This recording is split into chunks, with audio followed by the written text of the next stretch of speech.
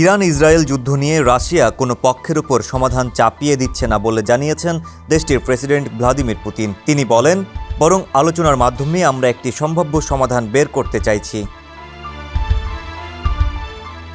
স্থানীয় সময় বুধবার সেন্ট পিটার্সবার্গ আন্তর্জাতিক অর্থনৈতিক ফোরামে এক গোলটেবিল বৈঠকে সাংবাদিকদের প্রশ্নের জবাবে পুতিন বলেন, রাশিয়া কোনো পক্ষকে সমাধান চাপিয়ে দিচ্ছে না, বরং আলোচনার মাধ্যমে সংকট নিরসনের পথ খুঁজছে। ফরাসি বার্তা সংস্থা এএফপির এক সাংবাদিকের প্রশ্নের জবাবে পুতিন স্পষ্ট করে বলেন, আমাদের ইরানি বন্ধুরা এখন পর্যন্ত আমাদের কাছে কোনো সহায়তা চায়নি। আল জাজিরার এক প্রতিবেদনে বলা হয়েছে, পুতিন বলেছেন, রাশিয়ার কর্মীরা ইরানের বুশেহর পারমাণবিক বিদ্যুৎ কেন্দ্রে কাজ করছেন। ইসরায়েল এখন পর্যন্ত এই স্থাপনায় হামলা চালায়নি। তারা রাশিয়ার কর্মীদের নিরাপত্তা নিশ্চিতের প্রতিশ্রুতি দিয়েছে। রাশিয়া 2005 সালে বুশেহর প্রকল্পের নির্মাণ শুরু করে। 2011 সালে তা চালু হয়।